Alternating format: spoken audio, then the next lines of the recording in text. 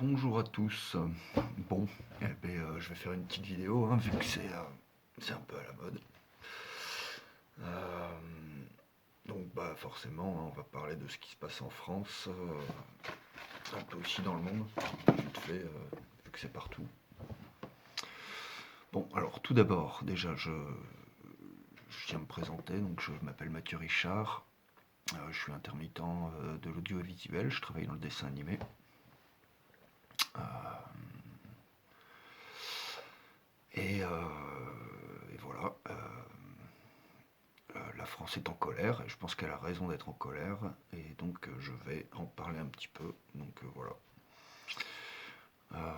Donc tout d'abord, je tiens à apporter tout mon soutien aux services de soins, aux services de santé français, ainsi qu'à tous les acteurs qui font que notre pays tourne encore de façon viable.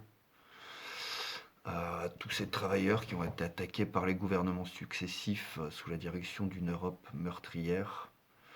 À tous les citoyens de notre beau pays, prenez soin de vous, de vos proches, profitez du temps que le confinement vous donne, ce qu'on appelle le temps pour soi, hein, c'est l'otium en littérature.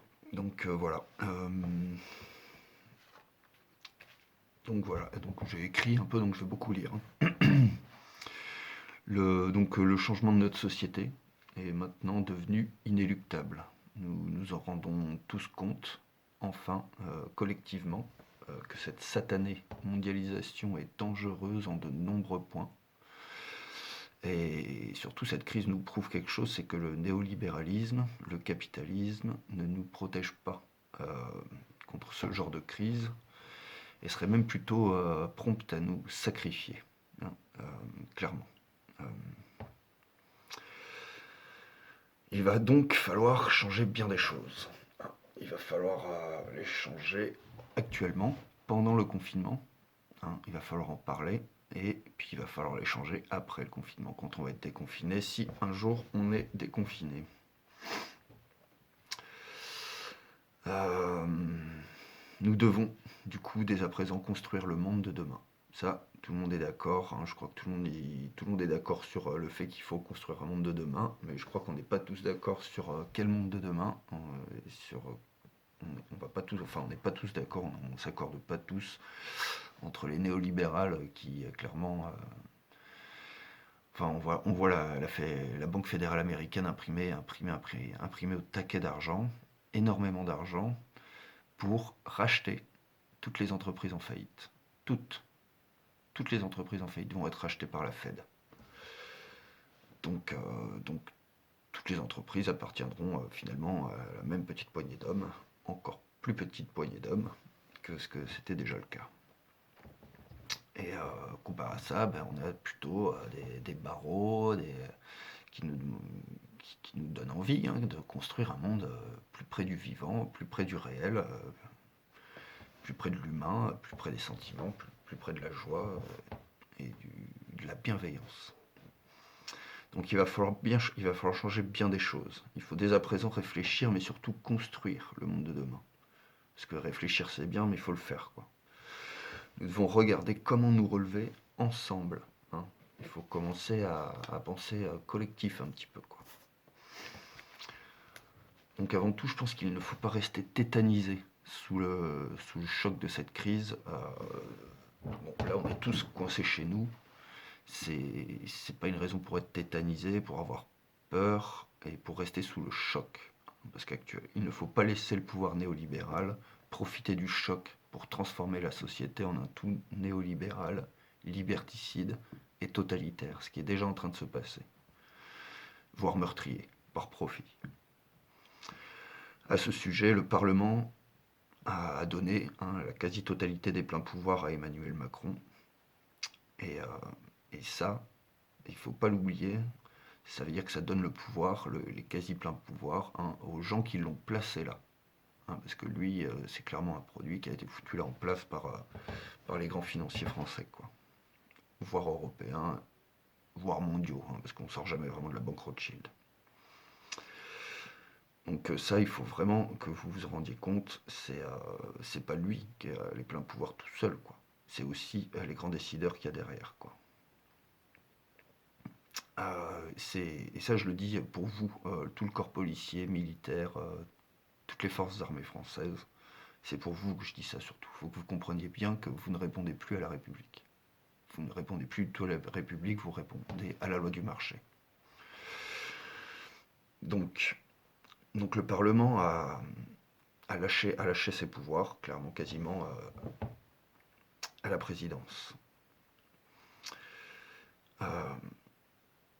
Donc pour revenir à vous, policiers et militaires, j'espère que vous vous rendez bien compte de cela, parce qu'un jour nous marcherons tous ensemble les uns à côté des autres, tous, et vous en ferez partie, je l'espère. Sinon, de toute manière, ça sera un bain de sang, et il va falloir, enfin, bon, faut se responsabiliser, quoi. Le pouvoir en place, ouais, je l'ai écrit il y a un peu longtemps, du coup, bon, le pouvoir en place va pouvoir casser tous les droits des travailleurs, comme il en rêve depuis plus de 40 ans. Et ils ont déjà commencé, voire fini. En cette période, cette action ressemble à un coup de poignard dans le dos des Français, alors que le plus urgent sanitairement n'était pas fait, et n'est toujours pas fait. Il y avait plusieurs choix possibles pour faire face à cette crise. Le choix du dépistage, avec l'isolement des malades, et soins, s'il y a soin, hein, si on accepte que la chloroquine et l'azithromycine soient un soin ou pas. Mais en tout cas, bon, les militaires viennent de l'avoir de façon... donc bon, oui, apparemment ça marche, hein. Donc on aurait pu faire comme en Corée du Sud, ou Singapour, ou d'autres pays donc, qui ont choisi de confiner les malades, et pas confiner la population entière. Puis il y avait le choix donc de l'immunité de groupe, dont tout le monde a entendu parler. Alors l'immunité de groupe, faut pas oublier que ça veut dire que ça laisse derrière quand même, et ça c'est un modèle qui a été, voilà, qui a été sorti, hein. Si on tente l'immunité de groupe en France, c'est entre 200 et 400 000 personnes qui meurent. Voilà, et qui meurent tout simplement, qu'on laisse mourir, tout simplement. Donc cette stratégie donc mise sur l'immunité, mais actuellement, on se rend compte qu'il y a des rechutes, que l'immunité ne marche pas, que donc partout en Chine, on se rend compte, il y a des cas qui réapparaissent, il y a des gens qui étaient infectés qui sont réinfectés, même en Corée du Sud d'ailleurs. Donc l'immunité ne marche pas avec ce virus. Donc chercher l'immunité de groupe, c'est clairement une bêtise. Mais cependant, il est maintenant clair que le gouvernement mise sur l'immunité de groupe. C'est en tout cas ce qui nous a été dit lors de la dernière allocution présidentielle. On n'a pas été assez contaminés, pas assez de gens qui sont assez contaminés, donc il va falloir sortir pour se prendre une deuxième vague, hein. Bon.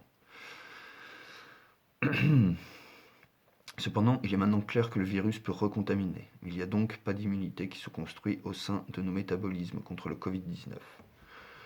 La première solution reste donc la plus viable, et franchement, au moins, elle ne mise pas sur la mort. On vous a vu courir, vous, donc les gens du gouvernement, de loi scélérate en loi scélérate durant ces 3 années, avec un rythme effréné, avec clairement du savoir-faire politique et puis institutionnel.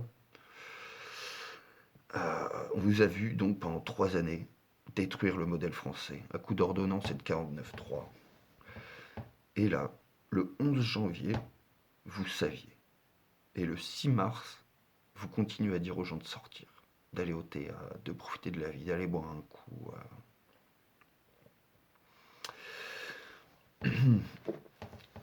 Tout va bien, sortez. Le 20 mars, allocution, rien n'était fait.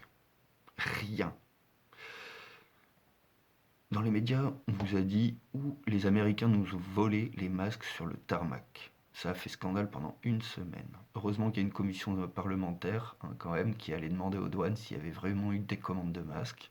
Réponse des douanes, aucune commande de masque n'avait été faite. Et d'ailleurs, on a eu un peu le sentiment sur la dernière allocution présidentielle qu'il avait enfin commandé les masques. Ça y est, les masques ont été commandés 3 mois et demi après. Donc, on ne peut pas considérer qu'il y ait eu défaillance ou de raté. Ça, c'est faux. Le 11 janvier, vous saviez. Et le 6 mars, vous dites encore aux gens de sortir. Le 20 mars, rien n'est fait. Je ne pense pas qu'il y ait eu de défaillance ou des ratés. Je pense que vous avez utilisé l'opportunité d'un virus pour enfermer les gens chez eux. Pour enfermer un peuple qui était vent debout dans la rue, contre le viol de ses droits.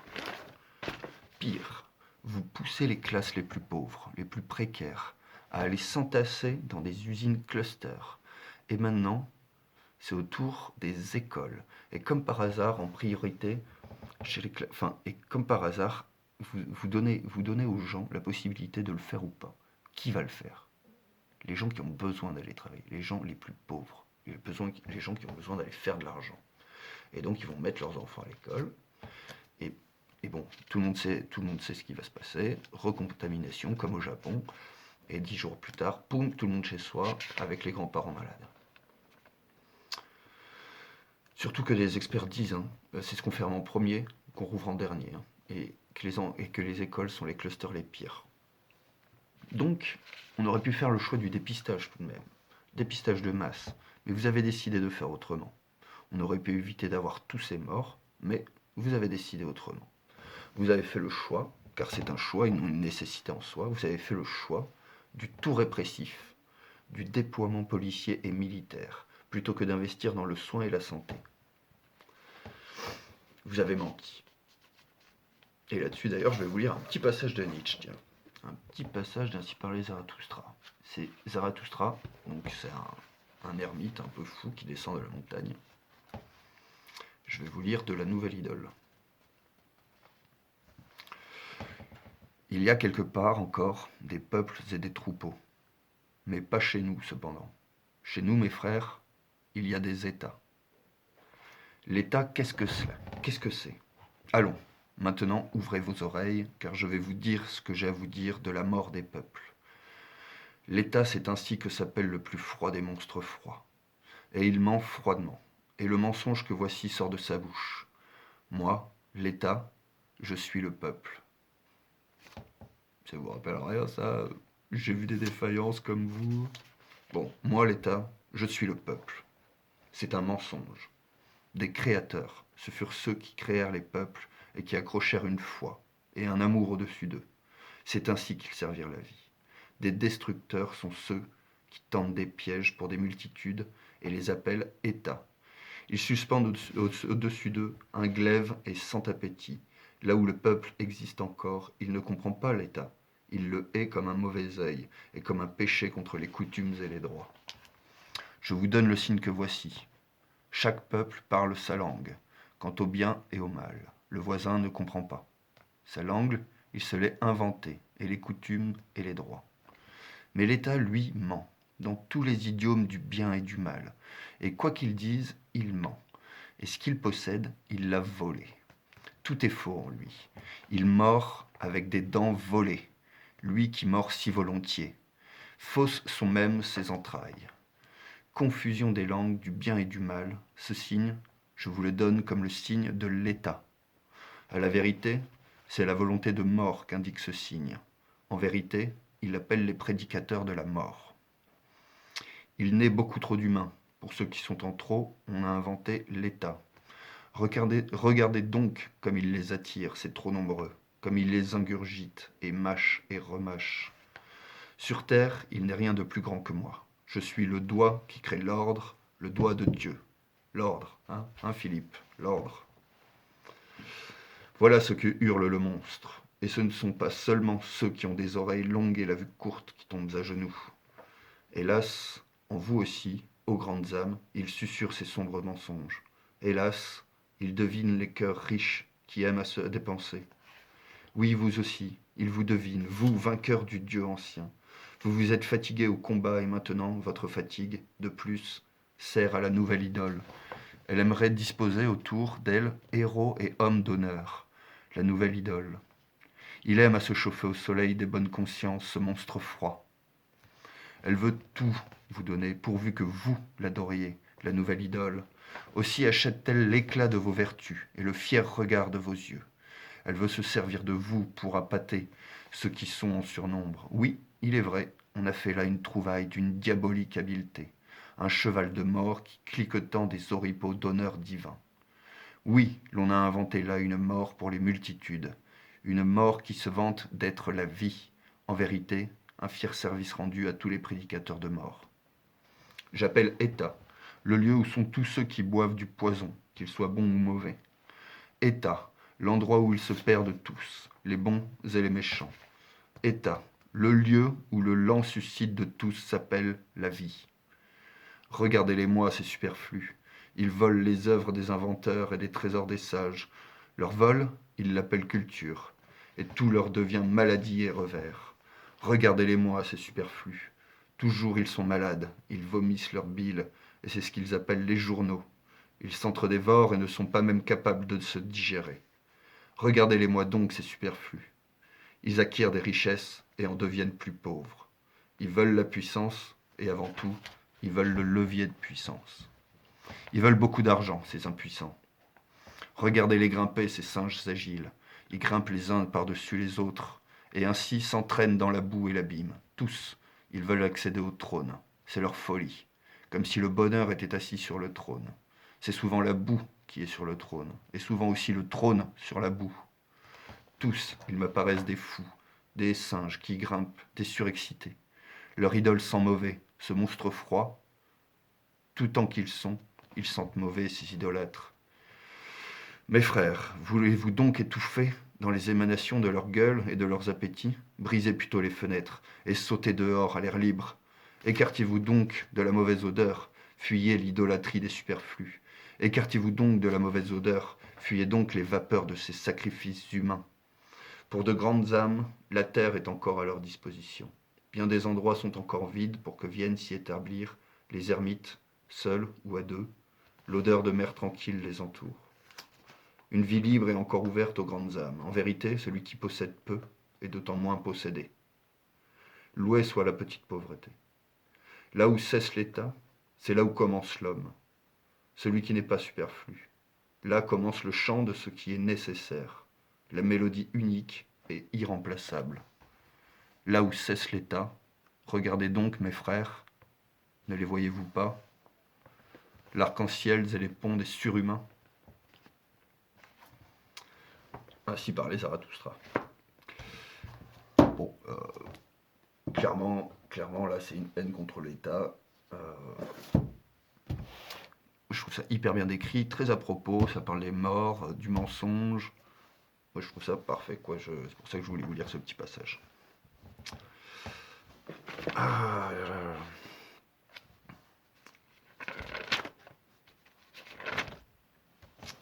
ce confinement nous donne une occasion unique. Et sûrement notre dernière chance pour éviter le pire et ouvrir la fenêtre vers un avenir plus lumineux, loin de l'obscurantisme financier. Ce confinement vous a donné du temps pour la réflexion, du temps pour se poser des questions. Que voulons-nous vraiment pour demain? Dans quel monde vous voulez vraiment vivre demain? Pas après-demain, demain. On peut le choisir maintenant. Que voulons-nous vraiment? Dans quel monde voulons-nous vivre? Le temps, je pense, est la denrée la plus importante de votre existence. C'est le fil de votre vie. Tout est histoire de temps. Il y a bien sûr le temps cosmique, celui des étoiles et des planètes, celui des astres, mais il y a aussi plein d'autres formes de temps. Le temps est tout relatif. Il y a le temps qui passe, il y a celui qu'on embrasse, j'ai envie de dire celui de la musique, de la danse, de l'amour. Il y a celui que l'on gagne, celui qui vous sert à construire des outils pour les temps à venir. Ça, c'est un peu maintenant. Il y a celui que l'on perd, celui que l'on laisse filer par envie, par joie, ou voire par nécessité. Le temps est malléable et relatif. Einstein disait, si l'on place sa main sur un poêle brûlant, 1 minute peut nous sembler durer 1 heure. Asseyez-vous auprès d'une belle dame et 1 heure va vous sembler durer 1 minute. C'est cela la relativité. Le temps est malléable en quelque sorte. Il vous appartient, à chacun d'entre vous, et d'une façon unique. Il y a le temps que l'on donne, celui que l'on vous vole, celui que l'on négocie, celui que l'on désire. Il y en a plein. Et il y en a un dont je voudrais vous parler, tout particulièrement.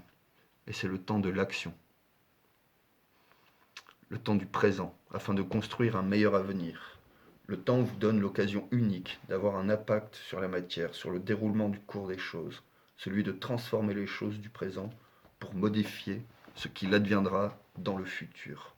Ce temps, peuple du monde, peuple de France, il est grand temps de s'en saisir. Tous ensemble, nous pouvons transformer le piteux avenir carcéral qu'est en train de nous promettre le néolibéralisme. Hop là, je recommence cette phrase. Tous ensemble, nous pouvons transformer le piteux avenir carcéral qu'est en train de nous promettre le néolibéralisme. Les marchands de mort, les centres d'affaires, les banques. Nous pouvons transformer cela et choisir un autre modèle, beaucoup plus humain et universel, en lien avec le vivant. Il suffit de le décider. Nous pouvons nous sauver, ainsi que le vivant, tout le vivant, dans sa masse tout entière, de cette course folle. Nous pouvons et nous devons stopper ce suicide collectif vers lequel la mondialisation nous pousse et nous entraîne. Nous devons ensemble appuyer sur le frein de cette machine infernale, dirigée par le capitalisme effréné, qui détruit nos écosystèmes. En faisant rentrer en bourse, aux alentours de 2010, l'eau, l'air, la terre, les forêts, les animaux et les humains, ils ont transformé tous ces derniers en valeurs marchandes. Il faut savoir qu'une valeur marchande, c'est 20 ans en bourse. Ils y ont mis une valeur marchande. Et tout ce que la nature vous offre de gratuit, là, je recommence. Donc ils ont tout transformé en valeur marchande. Ils ont mis une valeur marchande à tout ce que la nature vous offrait de gratuit. Il y a là une logique tout simplement comptable d'enrichissement personnel d'un tout petit nombre, afin de vous vendre ce que la vie vous offrait en cadeau. C'est la mise à mort du vivant. Et cette façon de penser se discute d'ailleurs clairement d'un point de vue psychologique. Petit à petit, les grands financiers ont verrouillé les milieux de pouvoir, se les ont appropriés, empêchant tout changement idéologique venant des masses et des peuples. Ils ont pris le pouvoir de chaque nation par l'argent. La Commission européenne en est un parfait exemple. D'ailleurs, en 2017, juste après l'élection d'Emmanuel Macron, juste avant son discours à Davos, c'est le rendez-vous où il se donne la feuille des routes des patrons, Martin Schulz, je crois que c'était un ancien très haut de l'Europe, qui est toujours d'ailleurs un gros bras droit déclaré. Et ça, c'est très grave. Dans son discours, c'est passé inaperçu. Il a dit « Dorénavant, il y aura les progressistes et les non-progressistes ». C'était une déclaration de guerre envers les peuples, envers les gens qui voulaient construire avec la nature et le vivant. Parce que la notion de progrès, elle est discutable. C'était donc là une déclaration de guerre contre les peuples, sans équivoque. La prise de pouvoir d'Emmanuel Macron par la force médiatique était tout bonnement scandaleuse. Et je ne parle même pas de la propagande journalistique, qui était omniprésente, ou même d'une possibilité de triche électronique. Ça, je n'en parle pas. Mais du simple fait que 2 millions de Français inscrits sur les listes électorales n'aient pas pu voter à cause d'un bug informatique. Sur les inscriptions en ligne, ça c'est un vrai problème. À Marseille, un président de bureau a disparu avec, je crois, 200 000 bulletins. À checker le chiffre, faut vérifier, mais je crois que c'était à peu près ça, quoi. On l'a retrouvé à 3-4 heures du mat, il n'avait plus aucun bulletin sur lui. Et autre problème qu'il y a eu pendant les élections, c'est qu'il y a eu énormément de communes, énormément de points de vote, où il n'y avait qu'un choix binaire, de candidats. C'est-à-dire Poutou n'était pas là, il n'y avait personne, il y avait Macron ou Le Pen. Basta, quoi. Du coup, bon, il fallait quoi? Fallait ramener son papier, tu vois, c'est totalement antidémocratique. Donc, je pense qu'une vraie démocratie, au vu de tous ces faits que moi j'ai vus dans les médias, sur Facebook ou d'autres plateformes, des témoignages de gens qui n'ont pas pu voter. Bon, bref, il y avait clairement eu des manquements durant l'élection. Et en gros, si on avait été une vraie démocratie, bon, je sais que c'est une blague, mais si on avait été une vraie démocratie, on aurait probablement reconduit le vote, tant qu'il y avait d'erreurs et de problèmes durant ce vote.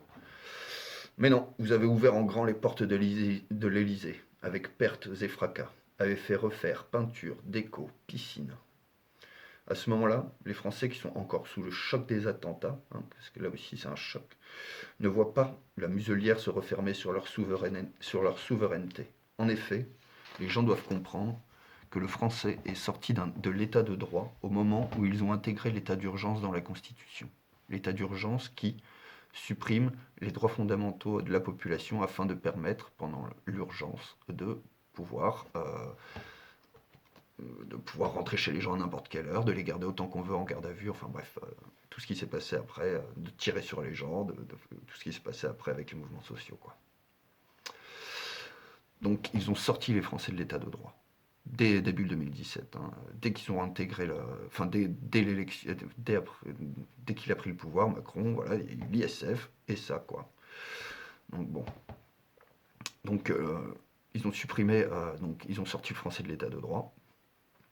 On suit vraiment donc ces droits fondamentaux. D'ailleurs, pour illustrer un peu le cynisme de notre président, je voudrais vous relater, au vu de ce que je viens de raconter,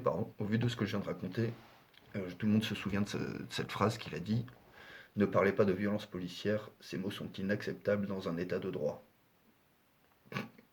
C'est drôle quand même, hein, quand c'est lui-même qui vous en a sorti, quoi. Une fois au pouvoir, le gouvernement Philippe s'est mobilisé activement à détruire tous les acquis sociaux. Ça allait fortement péter, quoi, à un moment donné ou à un autre. D'où l'apparition des gilets jaunes et autres extinctions rébellions. Étant sortis de l'état de droit, ils se sont accordés le droit de tirer sur la population, une population désarmée et pacifique, et de réprimer sans limite le peuple français. Ils ont tué une grand-mère, Tineb Redouane, début décembre 2018. Ils auraient dû démissionner de suite. À ce moment-là, il y a eu un silence médiatique assourdissant. La vidéo a disparu. Incroyable. C'était incroyable. Elle a été tuée chez elle, à son balcon, alors qu'elle voulait juste fermer la fenêtre, quoi. Ils ont tué Steve à Nantes, un jour de fête nationale. Ils ont gazé vieux, enfants, nouveau-nés. Ils ont tiré sur les infirmières, ils ont tiré sur les pompiers. Pendant 2 ans, tous les corps professionnels de France ont goûté le goût de la matraque et de la lacrymo. Le dialogue social n'existait que sous le format d'un discours qui se tenait de haut en bas, souvent derrière un bouclier et souvent dans la tête. Après 2 ans de répression sanglante, laissant des milliers de personnes blessées, terrorisées, terrorisme d'État, alors que la colère explosait dans la rue, on s'attendait à l'application d'une forme de loi martiale. Et là, le gouvernement est sauvé, le Covid arrive. Et regardez où nous en sommes. Le président le plus violent de la Ve République se voit quasiment donner les pleins pouvoirs, quasiment les pleins pouvoirs, à lui et à son gouvernement. Eux qui méprisent le peuple de France depuis maintenant bien trop longtemps. Ils se retrouvent, eux, mais aussi les gens qui les ont téléportés au pouvoir, les grands industriels se retrouvent aussi derrière le contrôle de la police et de l'armée. Ça, c'est très grave. François Sagan écrivait: l'intelligence sans bonté est une arme dangereuse. Ils auraient pu et ils auraient dû, étant donné l'ampleur de l'épidémie en Chine et les infos qui parvenaient en Europe se préparaient à recevoir le tsunami épidémique, pour reprendre les mots de l'ancienne ministre de la Santé. Un gouvernement responsable se serait préparé à cela. D'ailleurs, il y a un protocole en cas de pandémie, et il n'a pas été mis en place. Ils auraient pu, et ils auraient dû s'y préparer. Lancer la production la production de tous les objets et outils nécessaires pour que l'hôpital puisse faire face à cette crise majeure. Injecter des milliards dans l'hôpital public, le soin, les aides à domicile, caissières, éboueurs et tous les secteurs qui font qu'un pays marche. Ils auraient dû. Ils auraient pu. Mais ils n'ont rien fait. Au lieu de cela, ils ont attendu. Ils ont attendu que le virus arrive. Et c'est ainsi que les masques tombent. Au sein de votre gouvernement, au moment où tout le monde en a cruellement besoin. Vous auriez pu et vous auriez dû le faire. Au lieu de cela, vous avez déployé une fois de plus la police et l'armée. Au lieu de financer le soin, vous financez la répression. Et tout le monde s'en rend enfin compte. Le fait que vous ne vouliez pas tester l'ensemble de la population prouve que vous misez sur l'immunité de groupe, alors que l'on sait que l'immunité ne marche pas vraiment. Vous laissez sciemment le virus se propager, hein, jusqu'au 20 mars, je crois, au sein de la population. Plus grave, des membres de votre gouvernement pousse une partie de la population la plus pauvre, la plus précaire, à aller s'entasser sans protection dans les entreprises qui en deviennent des clusters. Ces mêmes personnes qui, hier, étaient vent debout dans la rue contre votre politique, sont forcées à aller travailler de force, sans protection, la peur au ventre et la peur de mourir. En plus de cela, vous nous faites le coup de la panne avec cette pseudo-pénurie de masques, puisque l'on sait maintenant que les pharmaciens peuvent fournir toute la population sans que vous les sauf que vous les avez interdit de le faire, sous peine de 6 mois de prison ferme, de 6 mois de prison et de 10 000 euros d'amende. C'est dingue quand même, c'est dingue, c'est-à-dire que les pharmaciens peuvent nous fournir des masques, et l'une des premières mesures qui est prise, c'est d'interdire les pharmaciens de fournir des masques aux Français, quoi. Alors qu'on sait que c'est la première barrière contre le genre de virus airborne que c'est, quoi. C'est complètement dingue. Vous auriez pu, et vous auriez dû tout faire pour préparer l'arrivée de la vague pandémique, mais vous avez attendu, retardé le processus. Les masques ne servent à rien, c'est une grippette, la France est préparée, ne vous inquiétez pas. On a mis l'image là-dessus, tout le monde est au courant maintenant. Vous avez attendu, vous avez retardé le processus. On ne peut que constater maintenant que vous utilisez ce virus à des fins politiques, voire dictatorales. En effet, votre gouvernement chancelle maintenant depuis trop longtemps et vous avez perdu toute crédibilité à gouverner ce pays. Et là, le Covid-19 arrive et vous en profitez pour continuer à faire passer vos lois scélérates, à détruire le travail, mais avant même que le minimum sanitaire ne soit fait, quoi. C'est dingue. Un peu plus et on allait tous vous chercher, disons. Vous avez réagi extrêmement vite pour détruire le code du travail, alors même que le plus urgent n'était pas fait. C'est criminel. Votre première réaction a été de réquisitionner les stocks de masques et d'interdire les pharmaciens de fournir la population. Vous avez ensuite donné des infos contradictoires, et vous continuez d'ailleurs. Le 11 janvier, vous saviez. Le 6 mars, vous poussiez encore les gens à sortir. Puis en quelques heures, parce qu'un jour, c'est quelques heures, en quelques heures, insultant au passage les Français, peuple d'incapables, vous avez déclaré une forme de loi martiale sanitaire, enfermant les Français chez eux.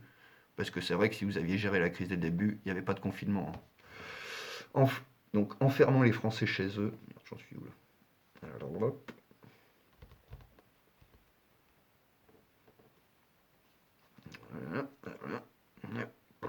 Sanitaire, enfermant les Français chez eux et déployant la police plutôt que les moyens sanitaires, nous exhortant d'écouter ceux qui savent, alors que vous-même ne le faites pas. Vous avez préféré vous entourer d'un conseil scientifique douteux, dont il apparaît maintenant qu'ils ont tous des liens avec les labos pharmaceutiques qui veulent absolument mettre au point un vaccin.